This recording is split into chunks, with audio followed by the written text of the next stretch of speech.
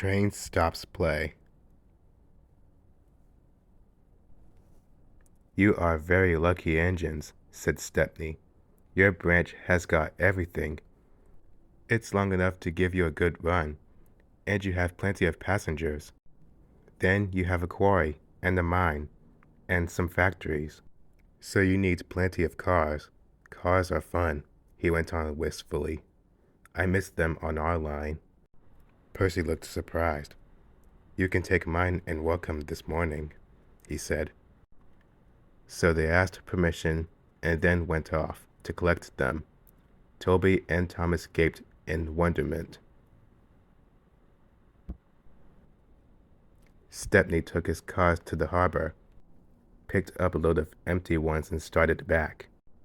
On the way, they were stopped by a signal near Cricket Field, where a match had just started. They settled down to watch. Presently, some fielders came towards them and waved.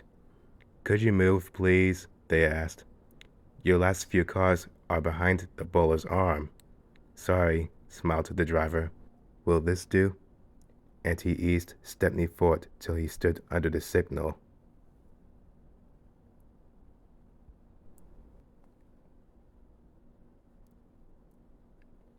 The cricketers shouted their thanks, and play started again. The batsmen hit out, and soon a skyer towered towards the train. Clunk, down went the signal. There was another clunk, too, as the ball fell on the train, but neither driver nor fireman heard it. They were too busy. Stop! Yelled the fieldsmen. But Stepney's noisy starting drowned their shouts. Come along, he puffed to the cars, and left the frantic fieldsmen behind. Our one and only ball, they said sadly. 4 of them piled into an ancient car. Wake up, Caroline, they said. Caroline coughed crossly, reluctantly came to life, and they rolled out on the road. Stepney wasn't hurrying. He just crossed the river when Caroline came up behind. Toot, toot, she wailed. Road and rail ran side by side. The cricketers waved and shouted, but they were too far away for the firemen to recognize them or hear clearly when they said, If those jokers want a race, remarked the driver, they can have one. He advanced his regulator, and Stepney drew ahead.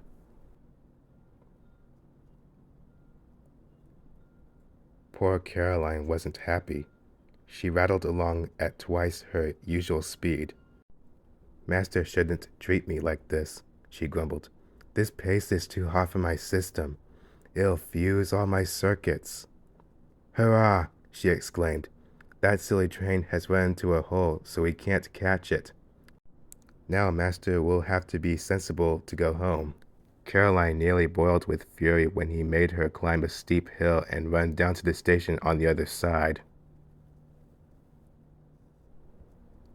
Caroline arrived, just as Stepney had shunted the cars.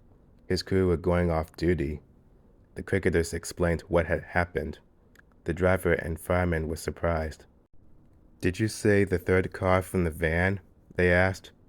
They all went and looked. The ball was there, nestling under some straw. We're very sorry, the driver said. Never mind, you couldn't help it.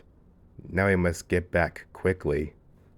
That's just it, said the driver. You'll never be quick in Caroline. She looks worn out. Wait a minute, he went on.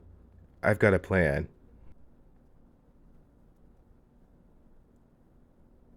The driver spoke to the station master and signalman.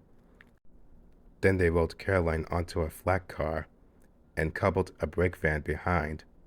The cricketers got in, and Stepney pulled the train. They reached the field in no time. Stepney watched from a siding while driver, fireman, and conductor sat in the pavilion.